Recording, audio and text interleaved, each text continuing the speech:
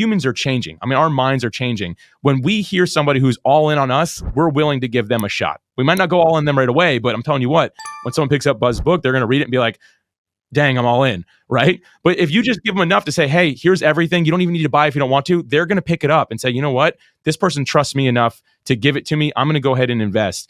And I have found that to be true time and time again. And I'll tell you what, the people that show up with a service-based business that are out to serve themselves don't do well in podcasting. Welcome to You Are Buzzworthy.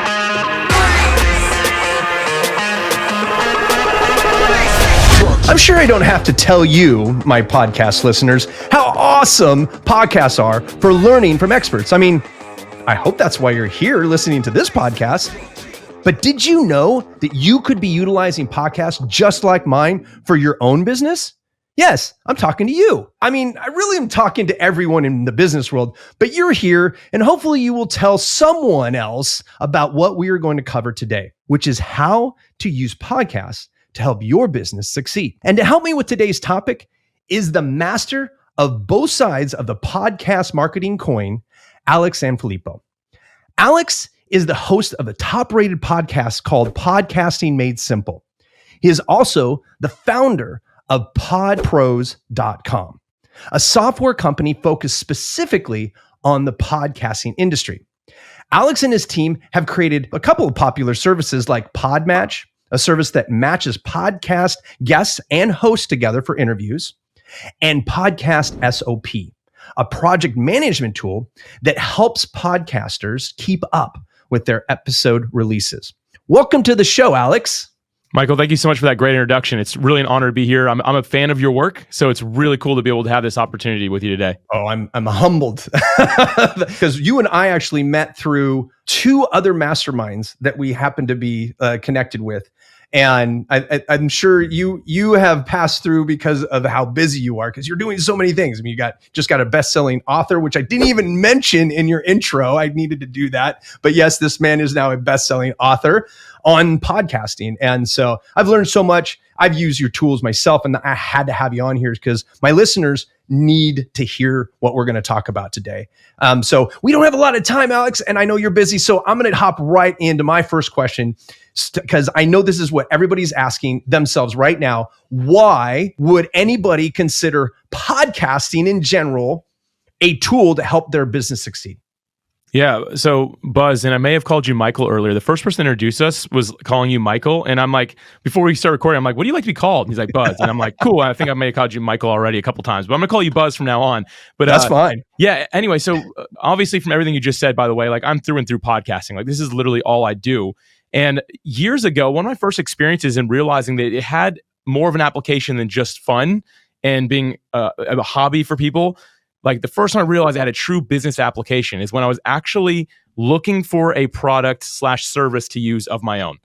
And because I always liked podcasts, I thought they're fun to listen to, I was doing research on finding a SMS company to help me market, which is it's basically text message marketing, right? So it's like, is there any services out there that can do that for me? Sure enough, they exist. I found them through search engines and I found 3 of them. And all 3 looked really good. And so the next thing I did, I was like, well, I love podcasts. I wonder if there's any education on this because I know I want to do it. I don't know how to do it. I don't know how to succeed with it. There's obviously some best practices when texting people, right? So I went to my podcast player and I started like looking around. I was like, is there anything on this? And what do you know? I found one of those 3 companies had a podcast, but in addition to that, I believe it was their CMO who was actually going on podcasts as a guest and talking about how to successfully do SMS marketing. And I just consumed everything from this company, from that one person who was there. Guess which of the products I bought at the end of the day? I bought the one that took the time to educate me. And then just for fun, I told my wife, I'm like, yeah, this person like really, like, I feel like I'm actually pretty good at this. I haven't even done it yet. And I was like, you know what? Out of curiosity, how much did I just spend compared to the other services? It was the most expensive of the 3. And the thing is that the actual features weren't really any different. Like I didn't make my decision based off the features because they're very similar. It was the fact that this one company really heavily invested in the education through podcasting, which again was something I really like to consume and listen to. I wasn't going to go look around on YouTube for it. I was going to listen to it while I was working out in the gym. And that to me right there, that's the power for a business and podcasting, plain and simple. What I'm hearing here is authority, right? I'm sure you have probably spewed out a lot of statistics about how engaged podcast listeners are. I mean, shoot, the people listening right now have been listening to us for almost 5 minutes. And whatever you're doing right now, Mr. and Mrs. Listener, it has nothing to do really with probably what we're talking about, but you're soaking it in, right? And you're soaking in from people who have been there, done that, right? And I think that's like huge, that when we are in learning states, we can be in a flow state of doing something else. I listen to podcasts when I'm mowing the lawn because it is something I hate doing. So if at least I'm learning something, because I'm like you, I listen to learn. And it's like, okay, I just need the concept. I need the methodologies. I want to understand how other people are doing things. And so if you're a service-based business, what I'm hearing you say is that you can establish yourself as an expert in what you do. Yeah, now, that's correct. Yeah. The question now becomes is like, a lot of people think, well, wait a second, I'm a local business. Maybe I'm a dentist or a chiropractor or a lawyer. How am I going to utilize a podcast as a local business? It's a good question. When I first thought this, I'm like, well, podcasting isn't for you. And then I met this entire field of local podcasters that do way better than guys like me who podcast to everyone in the world, because they already have this predisposition niche. Like, here's the thing. I live in Jacksonville, Florida. There's something like 2 million people who live here at time of recording. And if I had a Jacksonville, Florida, we'd call it Duval podcast, right? Like if that was my podcast, I would potentially already have 2 million people who could listen. And sure, people are like, well, if you go global, you have billions, right? It's like billions of people aren't going to listen to your podcast no matter what it's about. But there are so many of these niche localized podcasts coming up. And I have friends that have started them as well. So if they don't exist, you have an even bigger opportunity. Because first I'm talking about being a guest on those, right? But hey, if you're that local dentist and you're like, oh, there's nothing like that, I guess I lost. No, you could be the one to start that. And it doesn't just have to be about being a dentist, right? It can be a little bit more broad because your niche is your local market. That, I think, is going to become one of the biggest opportunities in podcasting from a hosting standpoint. Is first off, your first filter is, are you in my city? So that's something I'm excited about in the future of podcasting. I see a big opportunity there. I think it's huge. And and we'll utilize the example you started with the dentist. We don't have to be talking about fillings and veneers and all these things every single episode, right? And the great thing is that as a dentist, you can bring on your vendors, and your vendors will give you special favors for spotlighting them. Right. So, you could utilize it not just on the client attraction side, but on your fulfillment side. Right. They want that exposure, and you can show them how to do that. But then we start talking about this hosting thing. Right. And it's like, hosting is scary. Like, there's a lot of things to do being a host. I know, because I'm in season 2 of the Buzzworthy podcast, and it's a lot, right? It is a lot. But what about guest speaking? Can we utilize that instead? Yeah. Being a guest on a podcast, I think, is where every business should start. So if you're a service-based business, there's obviously a million things you can do to attract more clients, to grow your business, to raise awareness. Podcasting is one of those lanes. But I'll say this about podcasting, like Buzz said, it's a little bit of a labor of love, right? Like, there's some work that goes into it. So before you go that route, the first thing I always tell people, I'm like, do not start a podcast. Go be on 3 of them and see if you like it. Because here's the thing, if you hate it and you're on a guest on 3 of them, you can kind of wash your hands of it and be done. If you took 9 months to set up a podcast or whatever it takes these days, right, to build it out, then you're like, oh, I hate this, and now I have to stick with it because I committed to it, right? Like, just have the smaller commitment. And here's what happens. I found there's 2 types of people, which this is not too insightful what I'm about to say, Buzz, but whatever. You either love it or you hate it. Right? If you hate it, then you have my permission to not do it ever again. But if you love it, maybe you should have a podcast. I got into podcasting from my book, right? And of course, now I have to plug my book, Please, right? put it up on the screen. If you're watching video, you can see that you can get my best-selling book. There you go. The Rule of 26 at ruleof26.com, right? So I went to launch this thing, right? And I'm like, this is 2021. We're still in the middle of the pandemic. Like, how am I going to get out there? And like, live speaking events were not a thing yet, and the whole 9 yards. And I'm like, how can I get there? And a mutual friend of ours introduced me to your pod match. And before that, I actually had hired a very good podcast agent who shopped me around, right, as a guest, right? And I utilized both of those for the first full year. Actually, I still utilize both of them because I use them for different things. But the thing is this, I didn't host my own show for a year and almost a half. I was on almost 100 shows by the time I started my own, right? Now, out of 100 times of talking about what I do, I garnered right around $350,000 in new business. And I didn't have to host anything. I showed up, I would show my book, and I would talk about the book. I would engage my host and make them feel just as important as they're trying to make me feel. So we have this mutual benefit of the good discussion, Unreal. Which a lot of people, you don't start there, right? Like when you start guest speaking, it's a little nerve-wracking. I don't care how much you've spoken or performed. Like I've performed on 4 continents, thousands of people, whole 9 yards. Like I've been doing this since I was 13 years old, performing on stages. I still get goosebumps and a little bit of butterflies when I get on a live stage. I had that feeling when I was on a Zoom call with a host for a podcast I knew only maybe 5 people were going to listen to. It was a tiny little show, but I cut my teeth there and I got really good at what I had to say. So now as a host, that's all second nature, and all the rest of this stuff is just a cakewalk.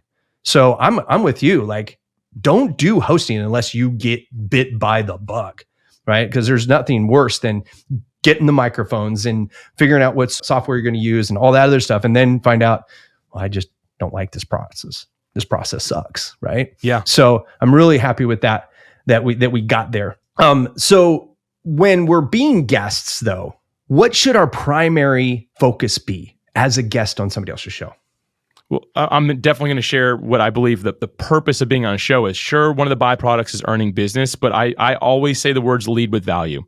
You show up to share your expertise. Going back to the example I shared at the beginning when I was looking at that SMS marketing, when I was looking at that, I didn't get sold. So there wasn't a single podcast that was like, and if you want it, I'll tell you the secret if you click here, right? It was none of that. It was strictly, this person's like, here is everything I know. Take all of it. Use all of it. And ultimately, that's what made me decide to do something. Now, I'm not saying to lead with value so you earn business. Lead with value with the intent of, I'm going to make the world a better, more educated place and serve in the best way I possibly can. And maybe, just maybe, someone will also work with me. Because, Buzz, I've heard you on podcasts. You're not the guy who's like, oh, I would tell you about chapter 2, but you got to buy the book, right? No, it was like, you were instead an open book. And Buzz is like, here's everything. Like, if you don't want to buy it, I'll just tell you right now. And if there's one thing I've learned about this world that we live in, like humans are changing. I mean, our minds are changing. When we hear somebody who's all in on us, we're willing to give them a shot. We might not go all in them right away, but I'm telling you what, when someone picks up Buzz's book, they're going to read it and be like, dang, I'm all in, right? But if you just give them enough to say, hey, here's everything, you don't even need to buy if you don't want to, they're going to pick it up and say, you know what? This person trusts me enough to give it to me. I'm going to go ahead and invest. And I have found that to be true time and time again. And I'll tell you what, the people that show up with a service-based business that are out to serve themselves don't do well in podcasting. And there's a handful of reasons for that. And I'm not going to get into all the technical side of it, but Edison Research did a lot of reporting on podcast listeners.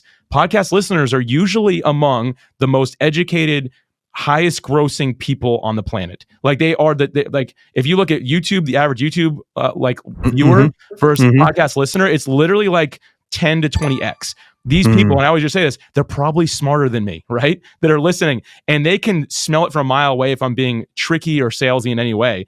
And people who show up that way, they see right through it. Again, probably the person trying to sell them is smarter than they are anyway. They're like, I see what you're trying to do. I'm out, right? You build this trust. So anyway, I'm rambling here a little bit, Buzz, but like the point is, you're doing awesome. Show up and lead with value. The value of what you just gave is so valuable. It's not rambling. That's just going down that rabbit hole. I'm going to back it out a little bit. As a marketer, that mentality fits a marketing narrative. And this is why. So even if you didn't have a pure heart, like maybe you're 80-20 pure at heart, right? And there's still a little bit, you're like, I'm doing this eventually to get there, right? If you keep this mindset, you give everything, and thank you very much for the kind words. I give everything. I'll just use me as an example. I give everything because not everybody's going to buy from me.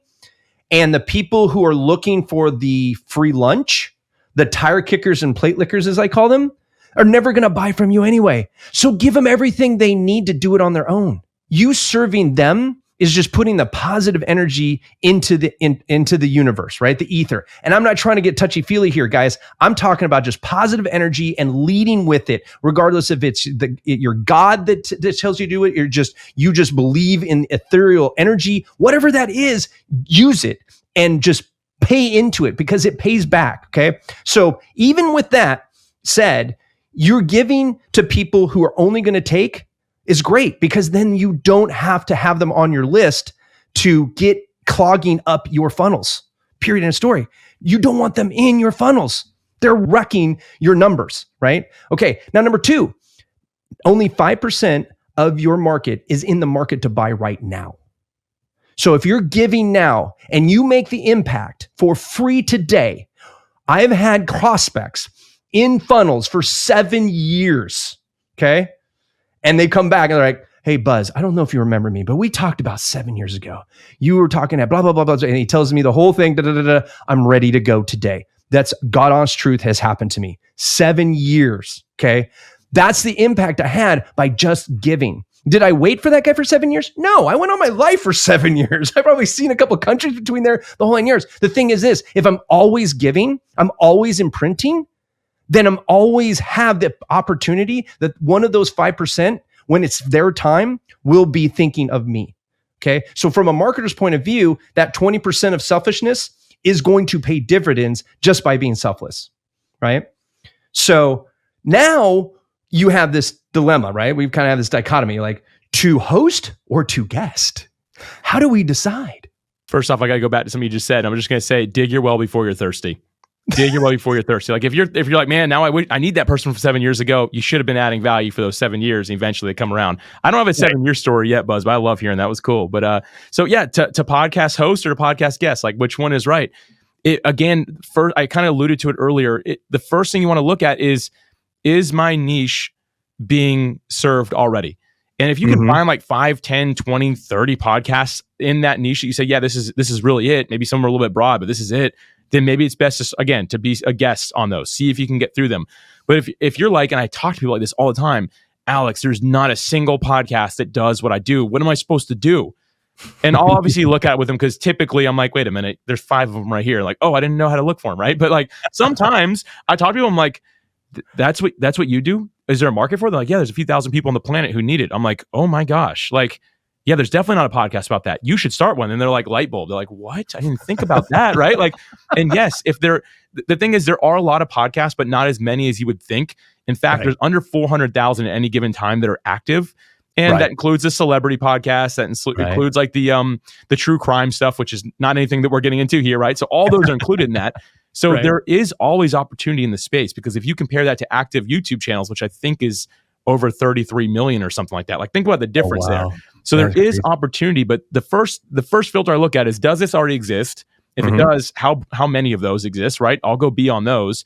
But if it doesn't, maybe that's your sign that it's time to give it a shot. And so that's always the first thing I say. Is someone already doing this really well? If yes, stick with them. If no, maybe it's time for me to start it. And that's the first filter I'd go through. I love it. And if it's a smaller show and it truly talks to your niche and you don't want to be a host, you can sponsor that podcast. Become a guest, get to know them. If you click, find a way to JV with those guys, get a joint venture, right? Like, I get it that not everybody has time to do what we're doing right here. Between me, you and Alex, you're guesting on my show.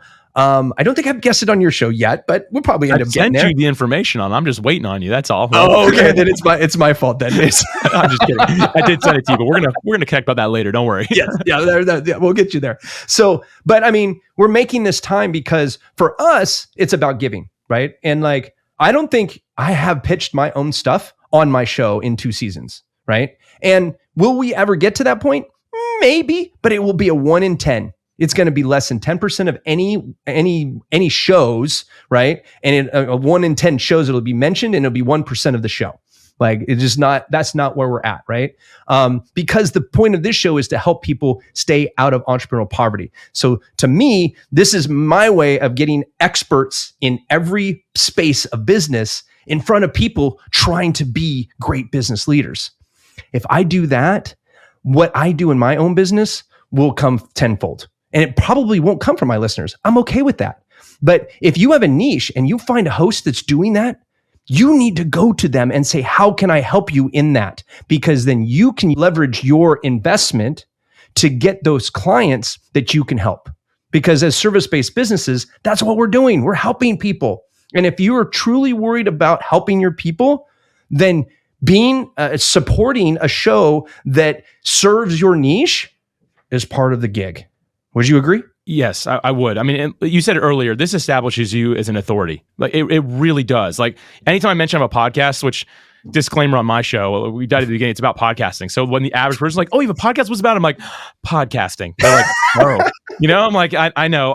Anyway, so it's not like what Buzz has got here that's actually like really interesting for most people. But anyway, my point is it establishes you as an authority. But the other thing that it does, and maybe this is like a little bit outside the box thinking, but we didn't mention this earlier, but it does develop know, like, and trust. So if you're a podcaster on either side of the mic, it's not like social media, a quick post people are going to scroll by, and social media is powerful, so I'm not downplaying it, but it's not this, which is the same as people sitting in seats listening to you.